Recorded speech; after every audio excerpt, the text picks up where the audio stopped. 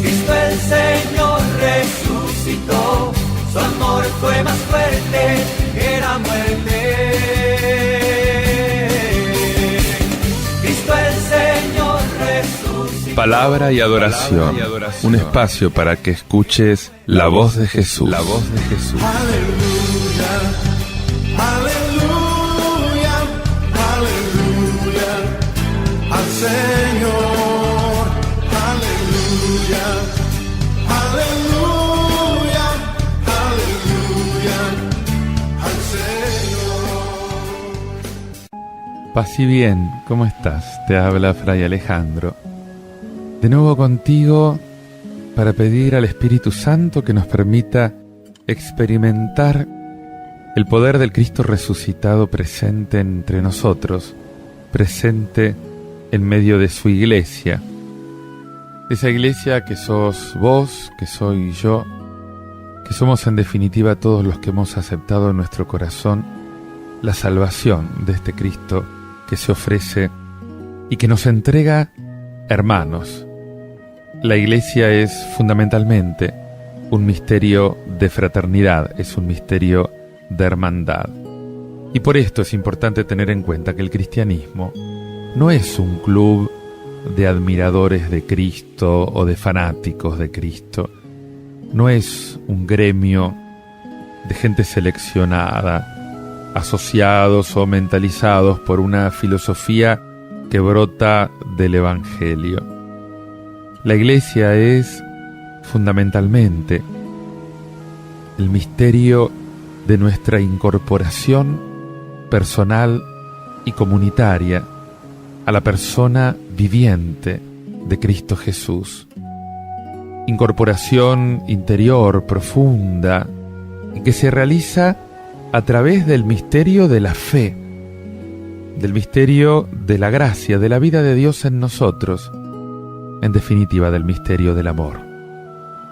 Y también una incorporación garantizada externamente y garantizada mediante nuestra permanencia visible en la propia comunidad, en la propia iglesia, una, santa, católica, apostólica, lo que Cristo instituyó para prolongar su obra de salvación hasta el fin de los tiempos. Quiero compartir contigo ahora una palabra tomada del libro de los Hechos, está en el capítulo 9, versículos 26 al 31. Esta palabra que relata cómo Pablo les contó a los discípulos cómo había visto al Señor en el camino, cómo había tenido esa experiencia fuerte, profunda de Cristo resucitado, que le había cambiado la vida y lo había transformado en una persona nueva. Pablo fue predestinado, fue elegido por Dios para realizar la obra de Cristo. Y fue plenamente de Cristo. Fue plenamente de Cristo especialmente cuando quedó aceptado e incorporado a su iglesia visible. Y esta era la garantía de la comunión con todos los otros cristianos. Es cierto que al principio lo miraban con recelo. Era un recién llegado a las filas de la iglesia y venía justamente del enemigo, de las filas contrarias. Y esta actitud de recelo es una actitud con la que hay que tener cuidado, porque se va a repetir frecuentemente en las comunidades cristianas, incluso hasta volver a esa vieja postura judaizante que implicaba cerrarse y desconfiar sistemáticamente del que no era un cristiano viejo, un cristiano con pedigrí, podríamos decir. Escuchá el relato de la palabra de Dios en el libro de los Hechos de los Apóstoles. Dice así: En aquellos días, cuando Saulo llegó a Jerusalén, trató de unirse a los discípulos, pero todos le tenían desconfianza, porque no creían que también él fuera un verdadero discípulo. Entonces Bernabé, haciéndose cargo de él, lo llevó hasta donde se encontraban los apóstoles y les contó en qué forma Saulo había visto al Señor en el camino, cómo le había hablado y con cuánta valentía había predicado en Damasco en el nombre de Jesús. Desde ese momento empezó a convivir con los discípulos en Jerusalén y predicaba decididamente en el nombre del Señor. Hablaba también con los judíos de lengua griega y discutía con ellos, pero éstos tramaban su muerte. Sus hermanos, al enterarse, lo condujeron a Cesarea y de allí lo enviaron a Tarso. La iglesia, entretanto, gozaba de paz en toda Judea, Galilea y Samaria. Se iba consolidando, vivía en el temor del Señor y crecía en número, asistida por el Espíritu Santo. Les contó cómo había visto al Señor en el camino. Pablo, todavía llamado Saulo, en el relato de los Hechos de los Apóstoles, es un perseguidor violento de los primeros cristianos, hasta que el mismo Jesús se le apareció personalmente. Y a partir de ese momento, Pablo se hizo bautizar y se convirtió en un misionero activo del Evangelio. Sin embargo, los cristianos de Jerusalén todavía desconfiaban de él. Y Bernabé, que anteriormente había sido presentado como un levita de origen chipriota, un personaje relevante en la primera comunidad cristiana, es el que se encarga de avalar a Pablo ante los otros creyentes. Lucas parece sugerir que a partir de aquel momento Pablo ya es aceptado plenamente por los cristianos de Jerusalén y entonces puede continuar sin dificultad esa tarea misionera que él está realizando. Ahora la oposición viene de los judíos, de esos judíos que no aceptan el mensaje cristiano, y en concreto viene de los judíos de lengua griega, o sea, los que venían de fuera de Palestina, como el mismo Pablo. Y la situación llega hasta tal punto que Pablo se ve obligado a huir para que no lo maten. Hay un sumario que resume la situación del cristianismo en las regiones de Judea, Galilea y Samaria. En este momento de la historia de los orígenes, como en otras ocasiones, Lucas dibuja una imagen de paz, de armonía, que remarca esa presencia eficaz de Dios en la vida de la comunidad, esa presencia eficaz de Dios en el crecimiento de la iglesia. Gracias, Señor. Qué maravilla es ver tu obra en los hombres.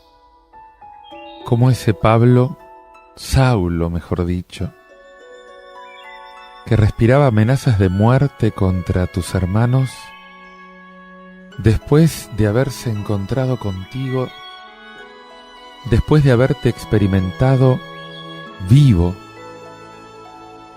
cambia totalmente y ahora se transforma en tu discípulo, ahora se transforma en aquel que lleva tu palabra a las naciones, que vuelve incluso a Jerusalén sin miedo a que lo maten, a que lo consideren un traidor.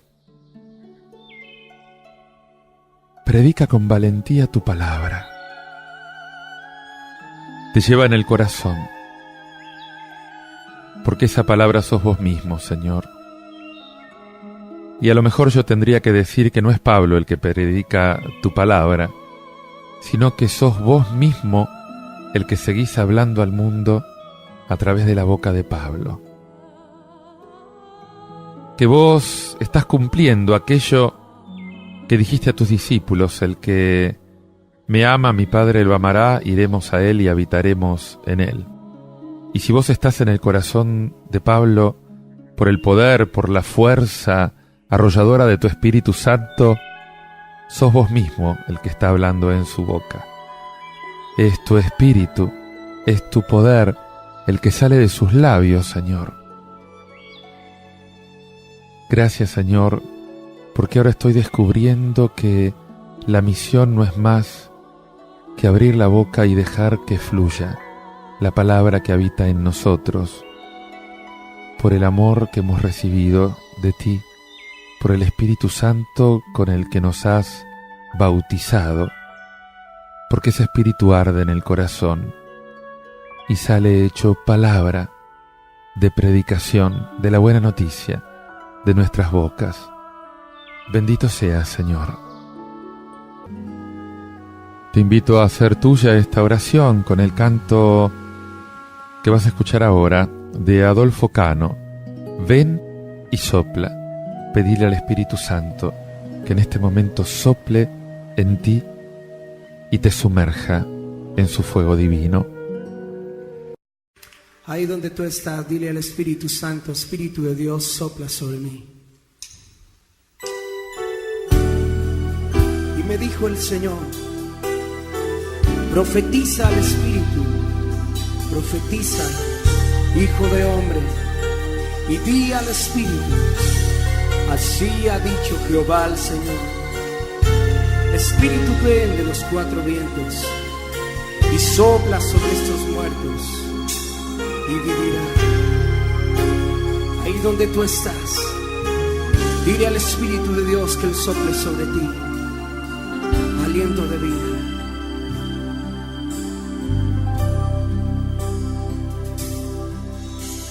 Espíritu de Dios, ven y sopla de los cuatro vientos y estos cuerpos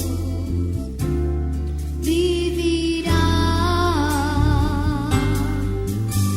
Espíritu de Dios, ven y sopla de los cuatro vientos y estos cuerpos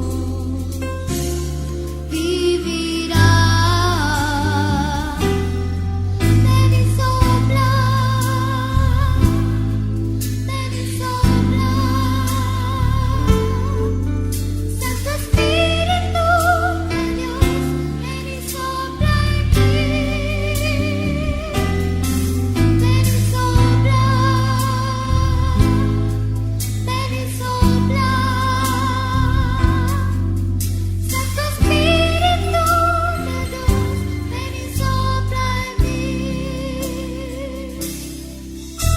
Levanta tus manos ahí donde estás y deja que la presencia del Espíritu Santo sople sobre ti.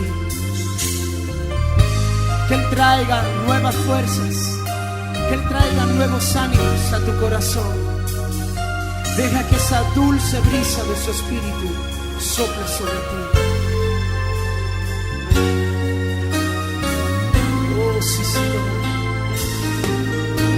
Espíritu de Dios, ven y sopla de los cuatro vientos y esos cuerpos vivirán. Espíritu de Dios, ven y sopla de los cuatro vientos y esos cuerpos vivirán. Dile al Señor: ven y sopla, ven y sopla. Santo Espíritu de Dios, ven y sopla en mí. Ven y sopla, ven y sopla.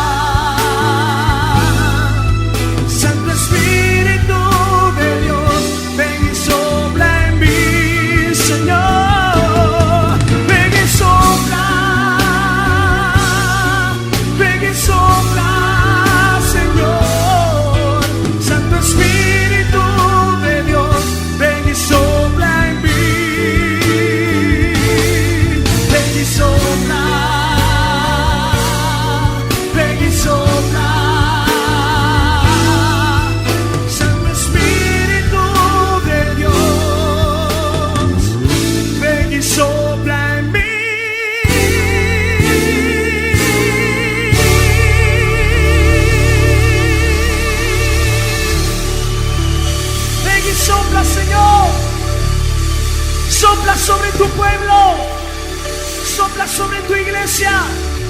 Ven, Espíritu de los cuatro vientos, y sopla, sopla, sopla, sopla. Aleluya. Oh, Espíritu Santo, fluye. Espíritu Santo, fluye. Espíritu Santo, toca. Ven y trae ese soplo de tu presencia. Oh, sí, dulce Espíritu. Ven, ven, Espíritu, y sopla. Ven y sopla, Espíritu. Te invito ahora a orar con el Salmo 21, cuya antífona para este domingo repite: Te alabaré, Señor, te alabaré en la gran asamblea. Cumpliré mis votos delante de los fieles. Los pobres comerán hasta saciarse, y los que buscan al Señor lo alabarán. Que sus corazones vivan para siempre. Todos los confines de la tierra se acordarán y volverán al Señor. Todas las familias de los pueblos se postrarán en tu presencia. Todos los que duermen en el sepulcro se postrarán en tu presencia. Todos los que bajaron a la tierra doblarán la rodilla ante Él. Mi alma vivirá para el Señor y mis descendientes lo servirán. Hablarán del Señor a la generación futura. Anunciarán su justicia a los que nacerán después, porque esta es la obra del Señor. Amén, Señor. Las últimas palabras de este salmo son las que le dan su contenido esencial, y aunque parezca paradójico, es un salmo de acción de gracias. El salmista canta la acción de gracias de Israel resucitado a la vuelta del exilio. Y lo que más llama la atención es que este poeta describe la liberación de su pueblo justamente bajo el ropaje de un crucificado que volvió a la vida. Y esto automáticamente nos hace pensar en Jesús. En Jesús se dan hasta los más mínimos detalles que sugiere este salmo. La agonía, el carácter infamante del suplicio que recibió, esa sed causada por la deshidratación, los miembros dislocados, la sangre que emana de los pies y las manos, el golpe de gracia con la lanza, las vestiduras dadas a los verdugos, según era la costumbre, los insultos de los acusadores. Y en esta primera parte de este género de lamentación se expresa un sufrimiento punzante, casi insoportable en su realismo. Y en este sufrimiento podemos admirar la belleza de este hombre de dolores.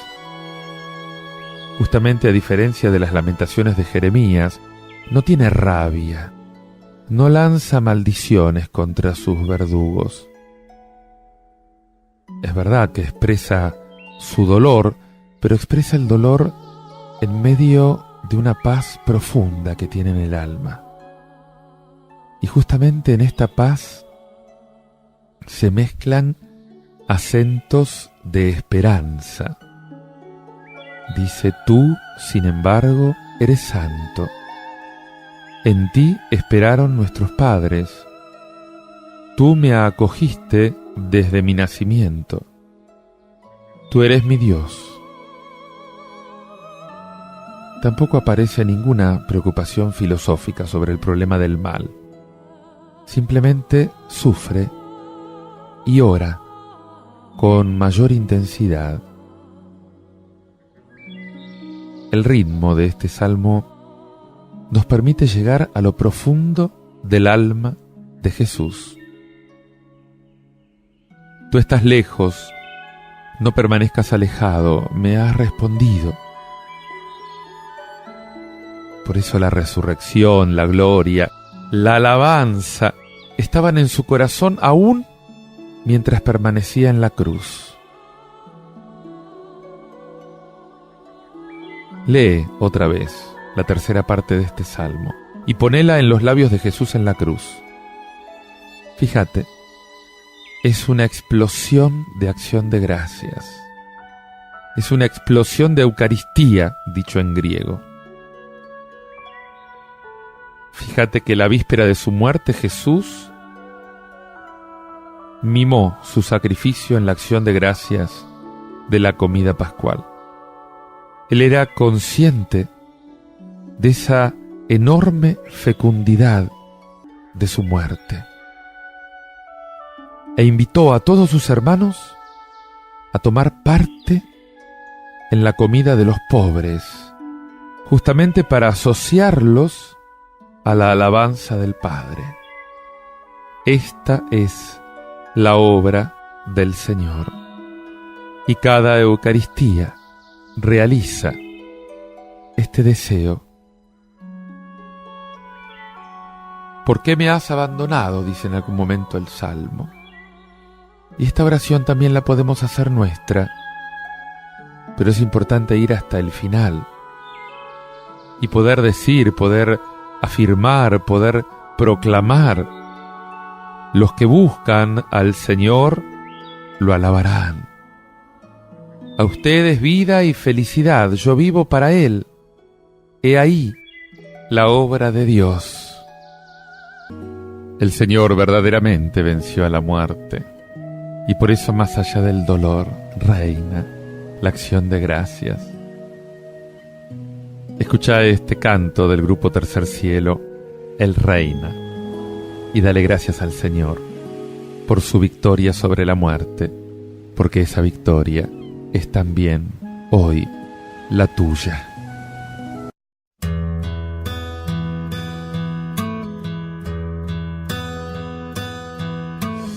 Eso que escuchas es la voz de África, que humillado se ha postrado para Cristo adorar. Y eso que oyes viene de América. Han decidido proclamar a Cristo en todo lugar. Yeah. Y levantan las manos al cielo sin cesar de alabar. A cada momento y minuto a Cristo en todo lugar. Él reina en toda bandera y toda nación. En cada idioma se le brindará adoración. Él reina, que alaban en toda raza y color. Y gritaremos a una sola voz: Él es Señor, Él es Señor. Yeah. Eso que ves es Europa al cantar. Han escrito una canción de alabanza al Señor. Esos que ves que de gozo sonreían son Asia y Oceanía, que redimidos están. Levantan las manos al cielo sin cesar de alabar. A cada momento y minuto a Cristo en todo lugar. Yeah. Reina Toda bandera y toda nación, toda nación. se le brindará adoración. Él reina, alaban en toda raza y color. Gritaremos a una sola voz: Él es Señor, Él es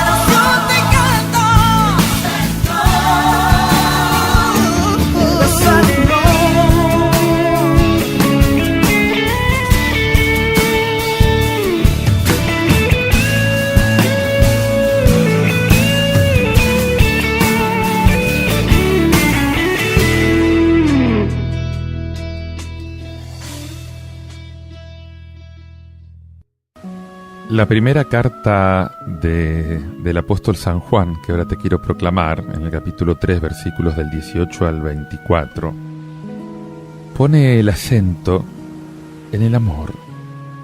Amor como característica esencial de la vida cristiana, al lado de la fe. Pero el autor es consciente de que para muchas personas el amor puede quedar reducido a una palabra bonita. Por eso recuerda que es necesario que se traduzca en hechos.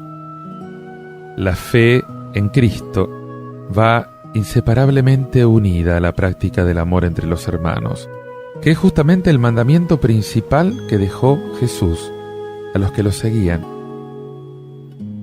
Además, vivir este amor es lo que da verdaderamente paz interior. Aquel que ama con el mismo amor de Cristo no tiene nada que temer, ni siquiera de sus debilidades y de sus pecados, porque justamente está en manos de Dios, que es amor. Y por otra parte, aquel que acoge la verdad, que es el mismo Cristo, y ama a los demás, como Jesús lo pedía, ese tiene verdaderamente el Espíritu de Dios, la presencia divina que vivifica en sí mismo. Escucha el relato. Hijitos míos, no amemos con la lengua y de palabra, sino con obras y de verdad. En esto conoceremos que somos de la verdad, y estaremos tranquilos delante de Dios, aunque nuestra conciencia nos reproche algo, porque Dios es más grande que nuestra conciencia y conoce todas las cosas. Queridos míos, si nuestro corazón no nos hace ningún reproche, podemos acercarnos a Dios con plena confianza, y Él nos concederá todo cuanto le pidamos, porque cumplimos sus mandamientos y hacemos lo que le agrada. Su mandamiento es este: que creamos en el nombre de su Hijo Jesucristo y nos amemos los unos a los otros como Él nos ordenó. El que cumple sus mandamientos permanece en Dios, y Dios permanece en Él. Y sabemos que Él permanece en nosotros por el Espíritu que nos ha dado. Si la verdadera comunión con Dios está reservada para la eternidad, como dice la primera de Juan 3:2, ¿cómo podemos saber si nos acompaña ya en este mundo?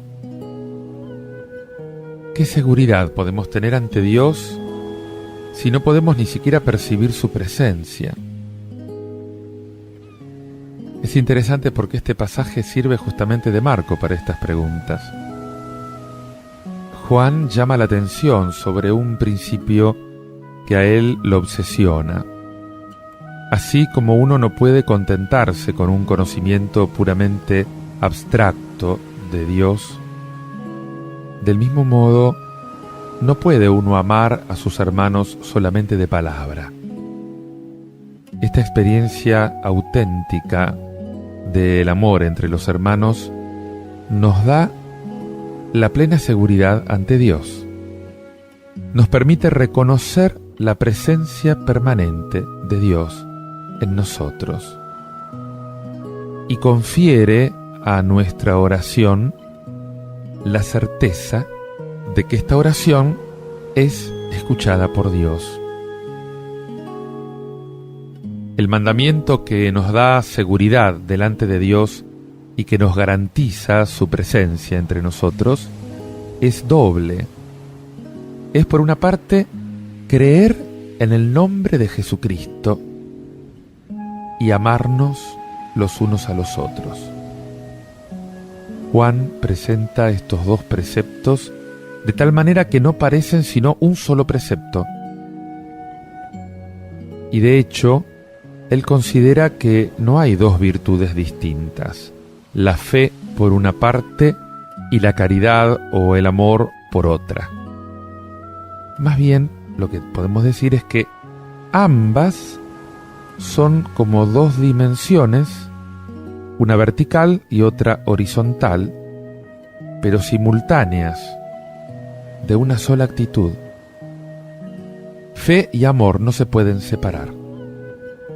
Nosotros somos hijos de Dios por nuestra fe, y el amor entre los hermanos justamente fluye de este ser hijos de Dios. Vivir al mismo tiempo la dimensión horizontal y la dimensión vertical del mandamiento de Dios obviamente no es cosa fácil, no es nada fácil. El cristiano en nuestros días especialmente trata de buscar un amor fraterno más auténtico, más universal, pero muchas veces sin referencia a Dios, olvidándose que el amor une sus raíces en la propia vida de Dios.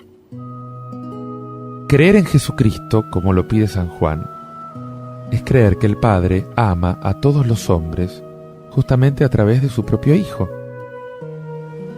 Pero esto no basta.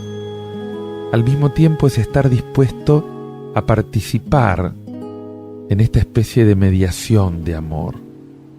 Es admitir que Jesús respondió de una manera única al amor del Padre.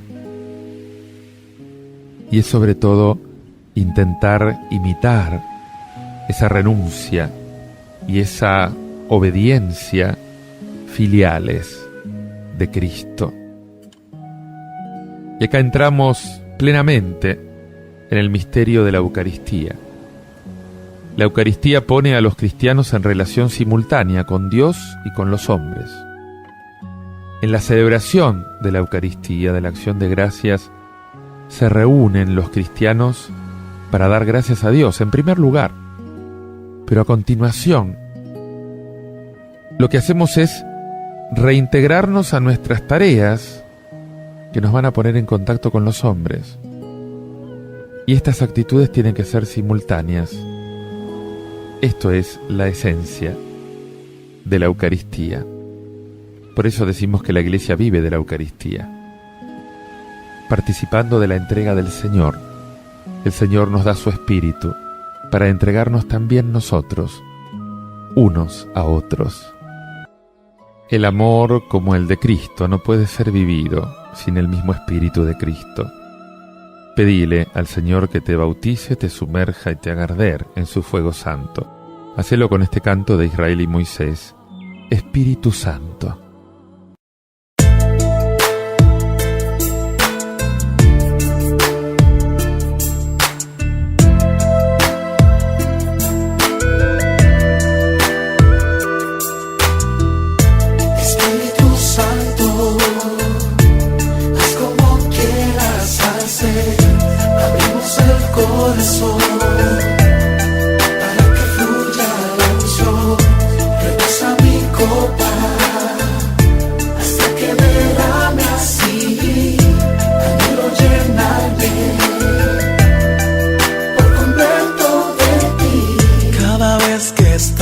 Juntos en un solo sentir. Tu presencia es especial y nos puede bendecir. Y empezamos a adorar sin deseos de parar. Te invitamos a llenar si algún corazón vacío está. Espíritu Santo, Santo, haz como quieras hacer. Abrimos el corazón para que fluya la unción. Rebosa mi copa, hasta que derrame así. Anhelo llenarme por completo de ti. Muchas veces he llorado y otras puedo sonreír, pero todas han cambiado mi manera de vivir. Ese toque que me das no lo puedo describir. Yo te abro el corazón, haz tu morada en mí. Espíritu Santo, Santo, haz como quieras hacer.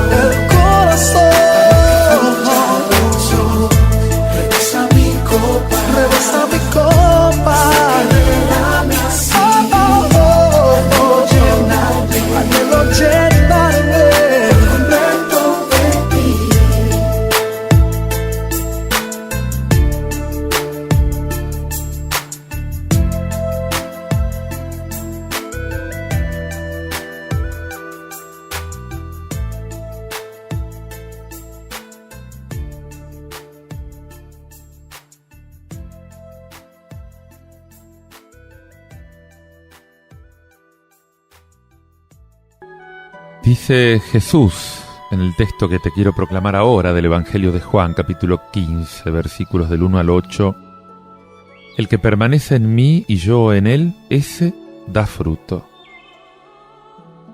Sabes que la iglesia es justamente la realización del misterio del Cristo total.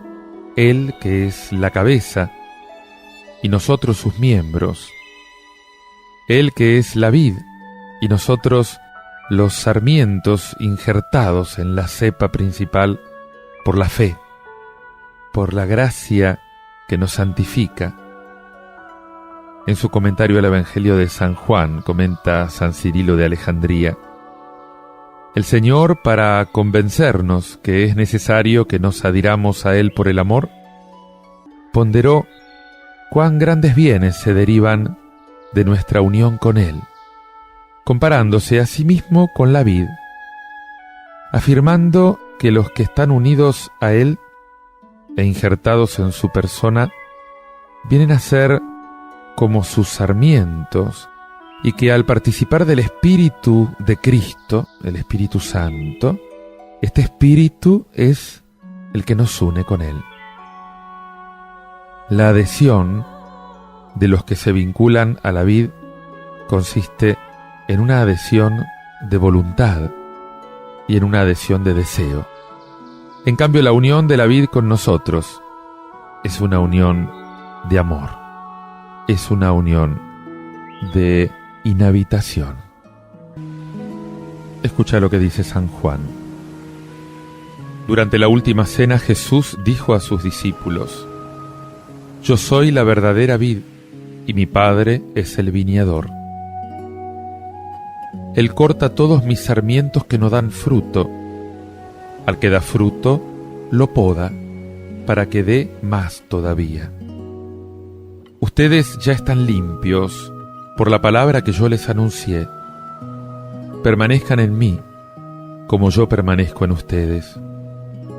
Así como el sarmiento no puede dar fruto si no permanece en la vid, tampoco ustedes si no permanecen en mí.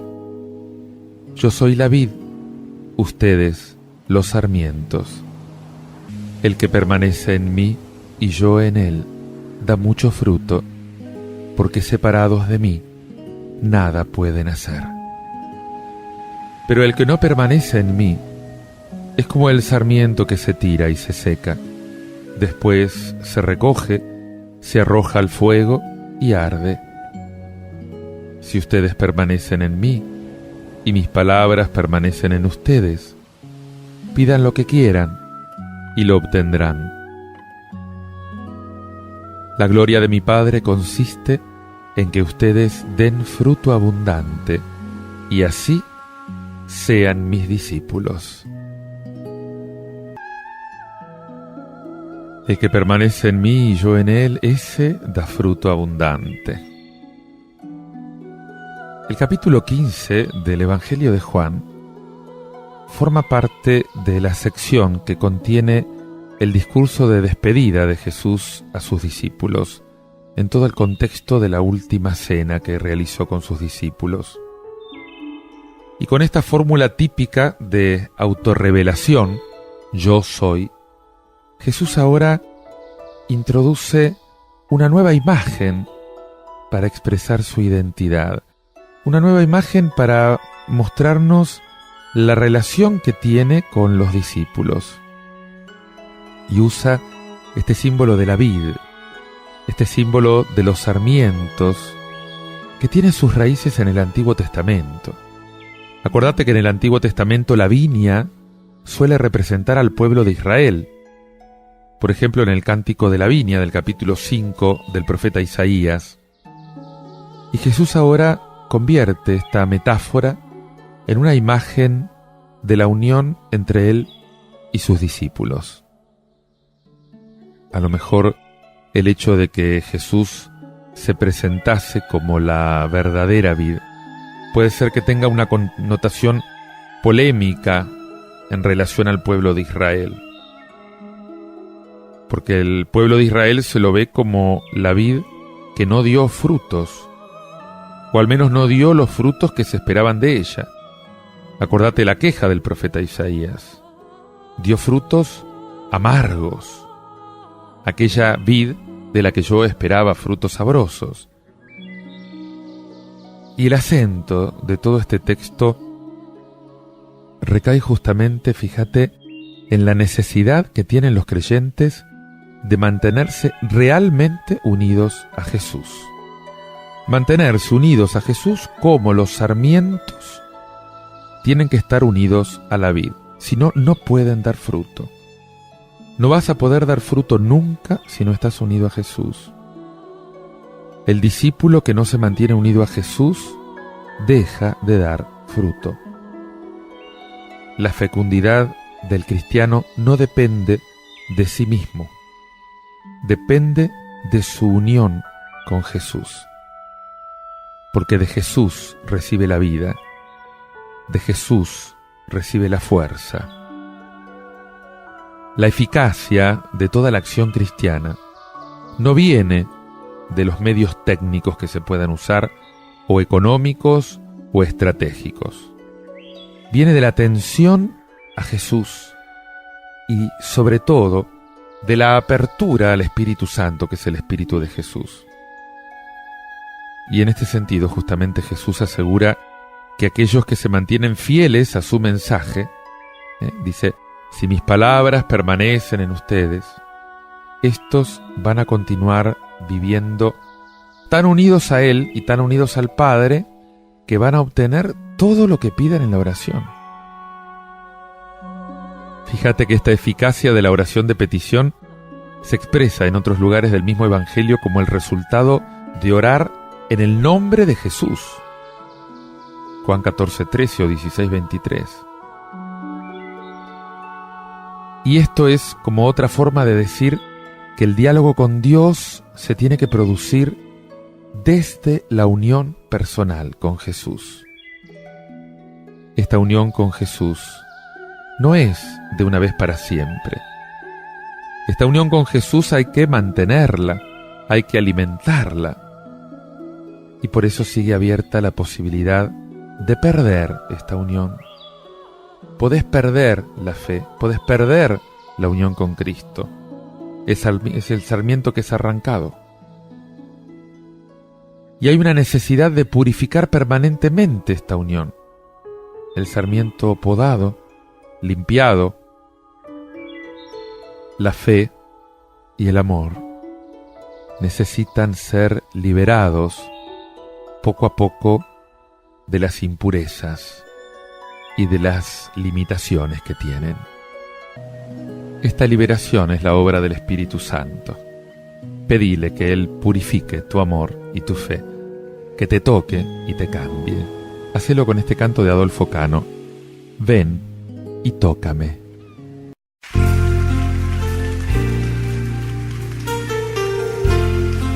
Que no levantas tus manos y le dices al Espíritu Santo que pueda tocarte en esta noche una vez más. Con su presencia, deja que Él te toque.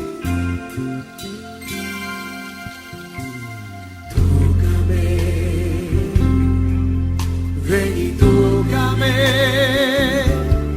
te necesito, dulce Espíritu.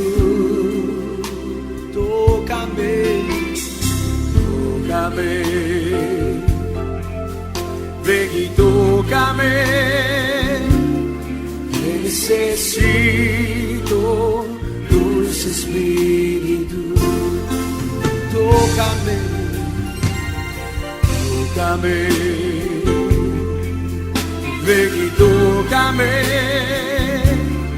te necesito, dulce Espíritu. Tócame, tócame,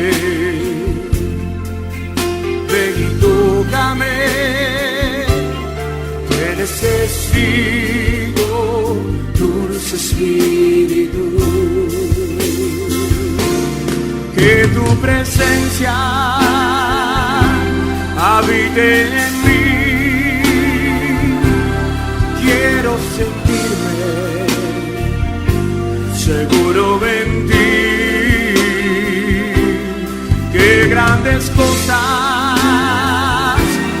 sucedan en mí. Ven y tócame, Santo Espíritu. Que tu presencia, Señor, que tu presencia habite en mí. Quiero sentirme seguro en ti. Que grandes cosas sucedan en mí.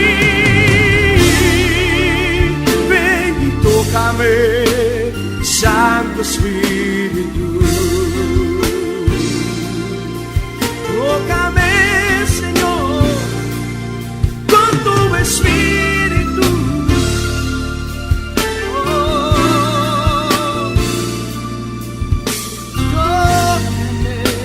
Tócame, Señor, dulce Espíritu, dulce Espíritu, ven y llénanos con tu presencia, llénanos, Señor, queremos más de ti, de tu presencia, Señor, fluye, llena.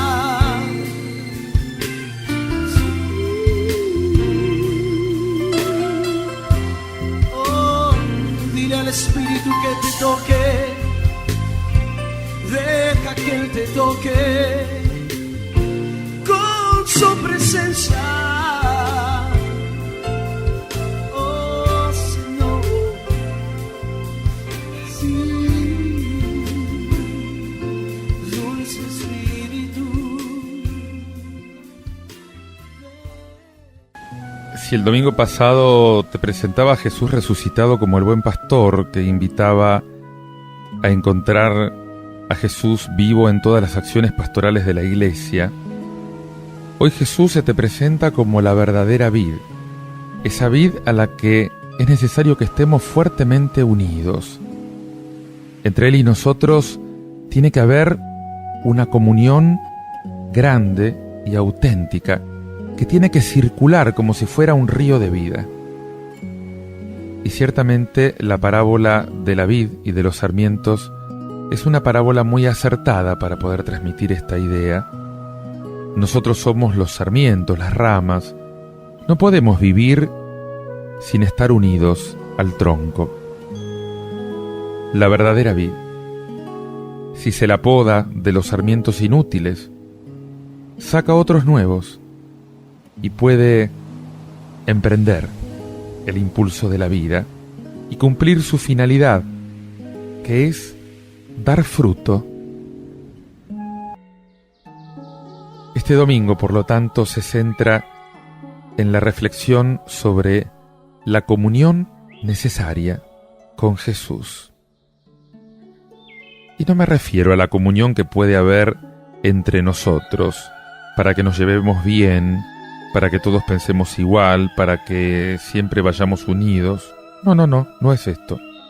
Se trata de la comunión que tenemos que tener todos, personal y colectivamente, con Jesús. Él es nuestro nexo de unión.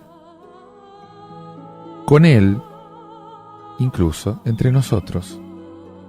Muy frecuentemente tendríamos que pedir perdón por haber utilizado mal la palabra comunión, mezclándola con intereses personales, o queriendo hacer que los demás comulguen con nosotros, pero no con Jesús, que piensen igual a nosotros, pero no como Jesús. La comunión no aparece por arte de magia, como por una especie de hechizo. La comunión es fruto de un esfuerzo. Por eso es necesario que el labrador, Dios Padre, siga teniendo cuidado de su viña. Y nosotros tenemos que ser sarmientos productivos. Ser sarmiento productivo es tratar de conseguir la comunión con Jesús, esa que pide que tengamos espacios tiempo y lugar para esta comunión. ¿Qué espacio, qué tiempo, qué lugar le dedicas a Jesús? Si a lo largo de todos estos domingos de Pascua nos dedicamos a ir buscando los lugares donde podemos encontrar a Jesús vivo y resucitado, hoy tendríamos que añadir una lista larga a toda esta búsqueda, que también en la oración se nos puede manifestar Jesús con toda su vida y con toda su fuerza. Él lo dice bien claro: permanezcan en mí y yo en ustedes. Por lo tanto, la oración es un alimento para nuestra comunión con Él. Sin oración no vas a tener comunión con Jesús, no vas a tener vida en Jesús. Y la oración también es un alimento práctico para nuestra vida. Eso lo decía Jesús: pidan lo que desean en mi nombre y se realizará. Qué importante es que recuerdes que es necesario que te comprometas comunitariamente en saber encontrar lugares y momentos a lo largo del día, a lo largo de la semana, a lo largo de los meses, para tener espacios de oración que te alimenten en la comunión con Jesús. Son importantes los momentos que dedicas a escuchar la palabra de Dios, los momentos que dedicas a leer los evangelios, porque justamente es escuchándolo a Él como vas a poder recibir más vida de Él, esa vida que Él te quiere comunicar por medio de su Espíritu Santo. La oración se convierte en un tiempo en el que permaneces con Jesús que es la verdadera vida, tal como Él te lo recordaba hace un ratito en este Evangelio. Siempre constante en la oración. Contrariamente a lo que frecuentemente nos hemos cansado de repetir, quizás inconscientemente, diciendo que la fe no sirve para nada o que sirve solo para tener paz y tranquilidad en los momentos difíciles, es importante que recuerdes que Jesús, en el Evangelio que te estoy proclamando, te dice una cosa bien distinta.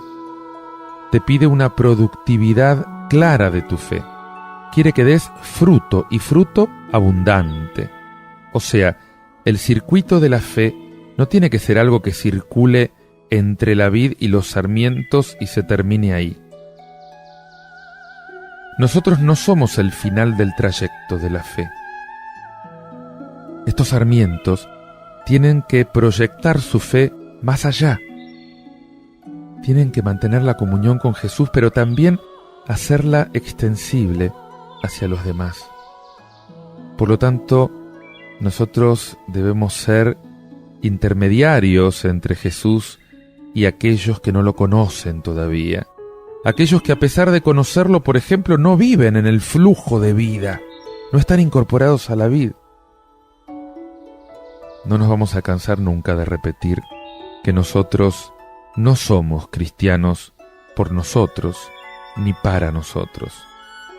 Somos cristianos para los demás, en tanto que hacemos de mediadores entre Jesús y los demás, justamente para que todos lleguen a conocerlo y amarlo, a incorporarse en la vid. Todo esto es lo que hace posible el Espíritu Santo. Pedíselo una vez más, con este tema de Camille. Ahí.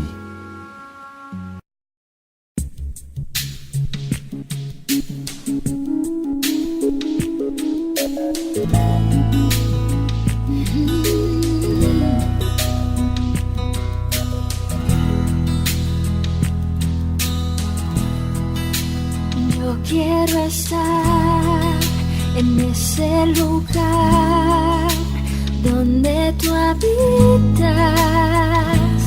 Señor, mi alma se muere si no puedo estar en tu presencia, Señor, porque es ahí que arde tu fuego, me purifica y me hace de nuevo, porque es ahí que tus alas me cubren.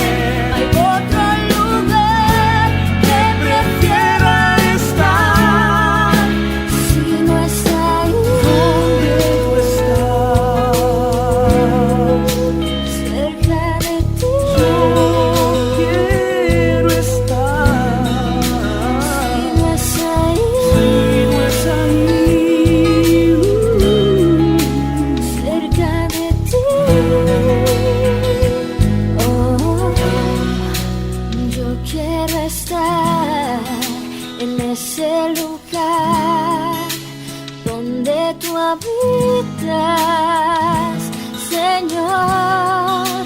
Mi alma se muere si no puedo estar en tu presencia, Señor, porque es ahí que arde tu fuego, me purifica y me hace de nuevo, porque es ahí que tus alas me cubren. No hay otro lugar que prefiera estar, si no es ahí. Yo quiero estar cerca de ti, donde tú estás, Jesús. Bajo tus alas quiero morar eternamente.